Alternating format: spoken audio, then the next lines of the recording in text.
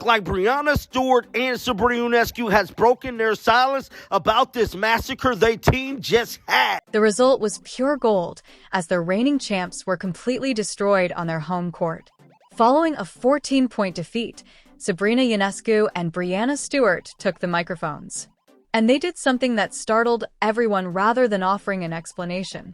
There was no space for discussion on who controls this league after their candid evaluation of Caitlin Clark's performance.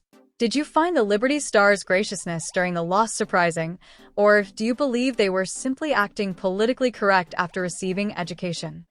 The performance we saw from Caitlin Clark today against a team that started off the season 9-0, a team that is the defending champions, might have been the greatest women's basketball performance we have ever seen. That might have been the greatest showing from a WNBA player we have ever witnessed. That was spectacular. The shots she hit in this game, y'all, were something like I've never seen any other women basketball player ever come close to hitting. There are NBA superstars out there that I have not seen have a game with that. That sense context is important when you're seeing greatness recognized by other greatness. Let's establish the stage. The New York Liberty entered the game as the reigning champions, comfortably atop the standings, perhaps believing they could defeat a hot team that had been having trouble without their best player. Rather, they received a basketball tutorial so comprehensive that they were awarded a diploma. After missing 5 games due to injury, Caitlin Clark showed everyone why she is the most crucial player in professional basketball right away. She had 32 points, 7 assists, and enough highlight reel moments to fill a Netflix documentary. Here's the kicker, though. After being thoroughly outclassed by Clark and the Fever, Brianna and Sabrina Stewart didn't back down or make excuses. What transpired was that they delivered Clark the flowers she was due. Like we go on runs, they do as well. They're a great team. So I don't think it's defeating. I think obviously we know what a great shooter she is, and I think we just gave her too many easy ones. Obviously, she has great range, and her ability to get her shot off is really impressive, especially with missing some games. And so obviously on a personal level, I'm really happy to see her back out on the court, healthy, feeling good, because obviously it's important for them. But when questioned about Clark's effectiveness following several game absences, without hesitation, Sabrina gave credit where credit was due. She gave credit to Clark's shooting range and, more significantly, her ability to make a shot in spite of defensive pressure that goes beyond simply being courteous. That's spotting great talent when you see it, even if it just made you seem foolish on national TV. However, Sabrina did more than merely praise Clark's abilities. She also conveyed her sincere joy at having him return to the court in good health. Personally, I'm thrilled to see her back on the court in good health and spirits because, while it's obviously important for them, I'm also glad to see her return. It's not appropriate to say that about someone you view as merely another adversary. That shows respect for a player you know is unique. The admission made by Sabrina that they gave Clark too many easy ones was the most significant aspect of her remarks. Consider that, for a moment. One of the greatest shooters in WNBA history is saying this. Given that Clark's shooting skills are so exceptional that even somewhat open looks become automatic because Sabrina is knowledgeable about hitting threes from impossibly far distances, you pay attention when she says someone has exceptional range. Although Brianna Stewart took a different tack, her strategy was just as respectful. Stewart, one of the league's most successful players who has won MVP honors and championships, could have easily diverted attention away from Clark's performance by concentrating on officiating or team breakdowns. Instead, she accepted the fact that they were defeated by a superior team that specific evening.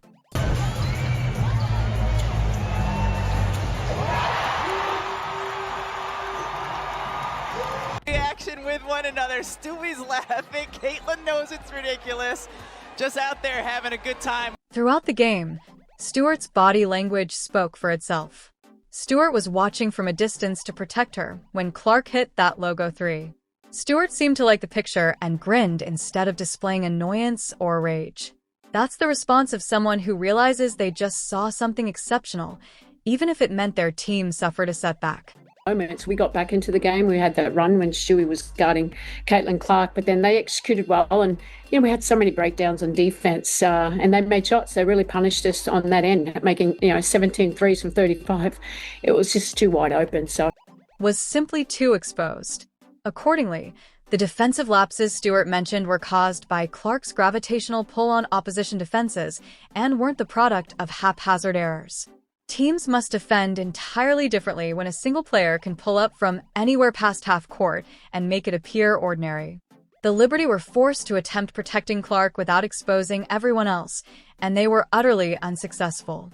The background of the rivalry between Clark and other WNBA players that media outlets have attempted to create makes these post-game remarks even more noteworthy. Rather than contributing to contrived drama or disparaging Clark's accomplishments, Ionescu and Stewart chose to be forthright and provide candid evaluations of what they saw. Even the most biased spectator cannot dispute the story that the game's numbers tell. The Fever's three-point shooting percent was ridiculous. Professional shooters often make their shots when defenses are so intent on stopping one player that they leave professional shooters wide open, with Clark leading the charge and her teammates profiting from the attention she garnered. Stewart's acknowledgement that they tax their players in an attempt to match the Fever's explosive burst illustrates the psychological toll that Clark has on rival teams. Rushing shots and defensive lapses resulted from the Liberty feeling under pressure to match the Fever's scoring output. It goes beyond basketball. That is a single player controlling the game's whole flow.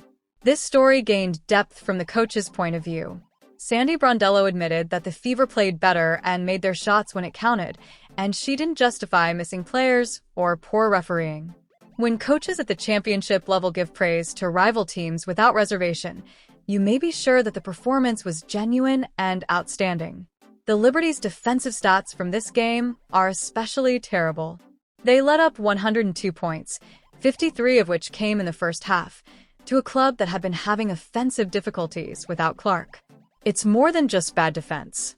The ability of one player to skew opposing game plans results in a total systemic breakdown. It was intriguing when Sabrina said that basketball was a game of runs, as it recognized that the Fever's supremacy wasn't due to a lucky break or a strong shooting night.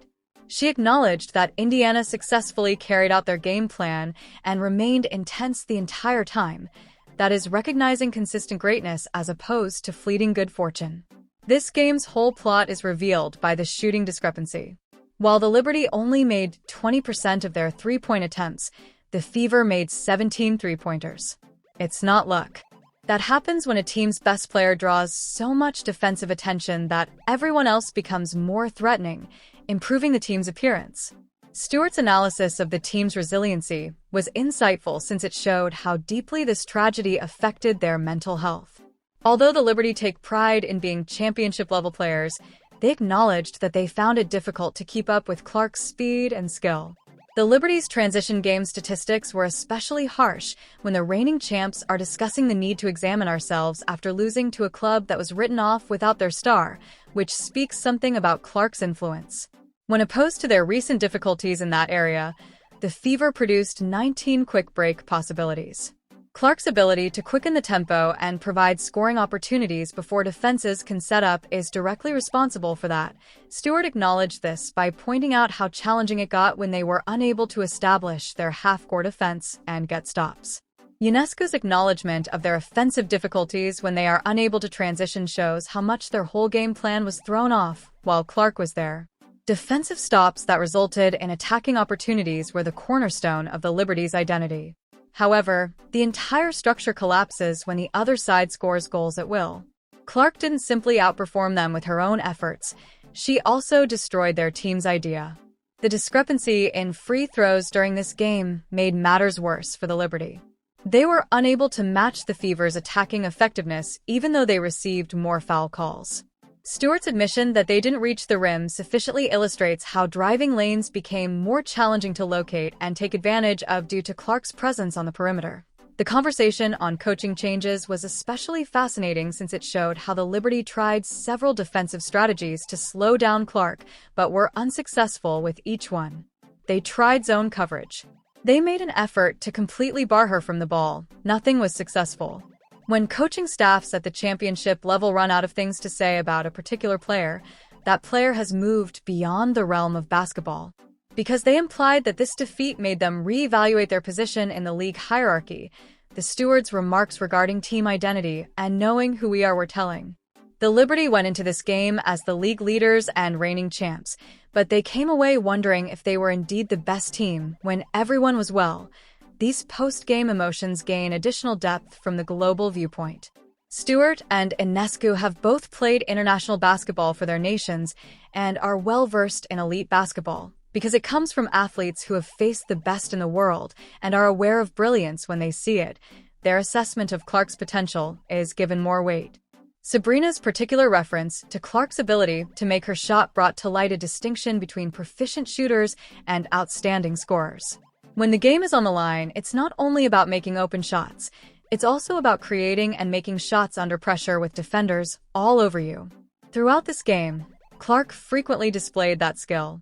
Stewart mentioned defensive communication problems, but these weren't sporadic mistakes. They resulted directly from Clark's movement and judgment, which made defenders make snap decisions that frequently turned out to be incorrect. Even championship-level teams begin to appear unimpressive when a single player can routinely put 5 defenders in difficult positions. The conversation over play speed demonstrated how Clark's return altered the game's overall rhythm. The Liberty are accustomed to setting the pace and directing play, but Clark's arrival compelled them to adopt an up-tempo approach that benefited Indiana's players and strategy. Stewart's recognition of this demonstrates his professional regard for Clark's influence on gameplay. This commendation was given for a shooting performance that involved more than just made shots. It also involved shot selection and quick decision-making. Even despite making very challenging attempts, Clark constantly made the perfect strokes at the proper times. Ionescu's acknowledgement of this demonstrates an awareness of the characteristics that distinguish truly exceptional players from merely competent ones. Clark's return instantly restored the Fever's attacking identity, making the team chemistry conversation pertinent. Players who had been having trouble finding rhythm without her now appeared at ease and self-assured. Stewart's judgment on execution recognized that this was not merely individual genius, but rather one player greatly improving everyone around them. The Liberty's attempt to put Clark under defensive pressure failed dramatically since it gave her teammates more opportunities. Stewart's acknowledgement that he let up too many open ones demonstrated how Clark's stature as a scorer gives her advantages that go much beyond her own.